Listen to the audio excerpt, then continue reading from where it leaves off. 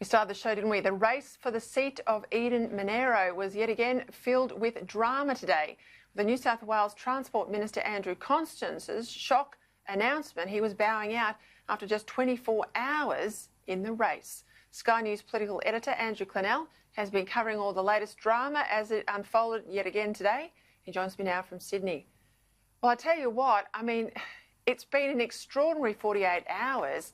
And now we have the other front runner, the Liberal left in the race, out. Where are we up to, Andrew? Well, I think we're up to Anthony Albanese hanging on to the seat, Peter. I mean, barring a miracle. I know Scott Morrison did the miracle election win last year. Well, let's see what can happen here. The government's really up against it with all this infighting having occurred and Barilaro and Constance blaming each other for blowing themselves up. It really is an extraordinary situation. As one of their state cabinet colleagues said to me a short time ago, who doesn't know someone, including this person, who's lost their job at the moment? All of us do. I certainly do. And these two clowns are carrying on the way that they have. And Constance's excuse for pulling out's pathetic, by the way, but let's have a listen to what he said.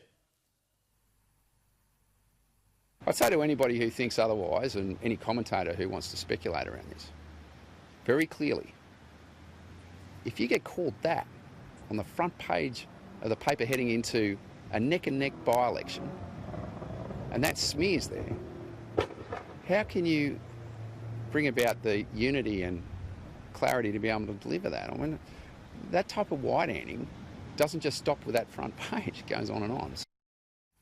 Looks like it's a bit of an excuse, the newspaper front page and being called that, as he puts it. I bet you the people in the federal government, Peter, who are calling him worse things than that at the moment.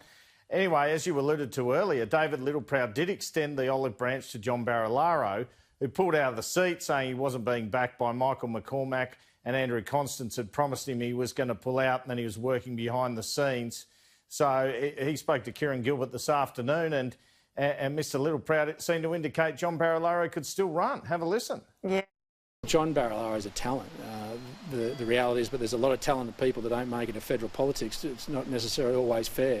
That's a determination that John Barilaro and his family would have to make, but he'd add a lot to the diversity of the National party room, and if he's prepared to do it and his branches support him, then ultimately we'd love to have him and we'd love to have a crack. You know, we're not here for second place, and if he wants to have a go and his branches get behind him, then we will.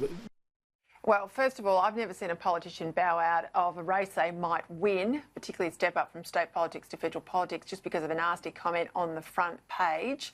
I find that extraordinary. If he says he wants to look after his seat, he could be just as influential, I'd say more influential at a national level. And if, you know, I went home and cried under the desk every time there was something nasty about me in the paper, goodness me, I wouldn't have a show, would I? So I'd say, you know, please, Andrew Constance, find another excuse if that's the reason why you're saying you're out.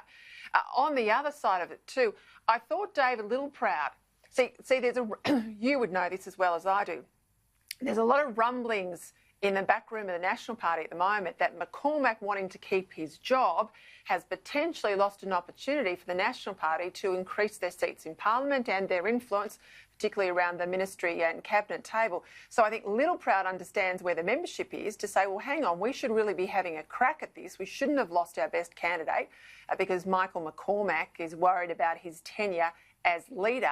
Littleproud senses that, and I think that's why he's out there with the olive branch today. Do you think it will have any influence on John Barilaro?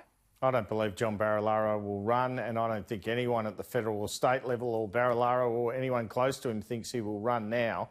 But you're quite right, that is a bit of a message to MPs and the membership, isn't it, as well as an extension of the olive branch. It's perhaps a sort of subtle criticism of Michael McCormack for not backing Barilaro. And we believe Littleproud has leadership ambitions. He's the obvious person to take the job if some of his colleagues think Barnaby Joyce is unpalatable. And I think this will rest with, I think I said it on your show last night, this will rest for some time with Michael McCormack, this suggestion that he potentially cost the Nationals a seat. And Jim Molan, I've got to go to Jim Molan, just let me get this in before we go. Jim Molan's no chance either. He's ruled it out today as well. He has, and he's about to have an operation, and maybe he can see it's a bit of a poisoned chalice at the moment. You'd think so after this mess. Just on Andrew Constance too, what you were saying earlier, It wasn't what was said about him or what was printed about him. It was the concern. Well, he freaked out. He thought the white handing would happen during the whole campaign and he wouldn't get up. Yeah, I don't think he understands the nature of a by-election. It comes down, in this case, particularly because of the background of the two main candidates, him and the Labor candidate, it would have come down very much to a local contest, and all the other white noise and that stuff disappears pretty quickly. So, yeah, maybe there are other reasons, but I don't think you hide behind a front page of a paper if you're a politician. There you go, said it. Andrew Purnell, thanks very much for your time. Thanks, Peter.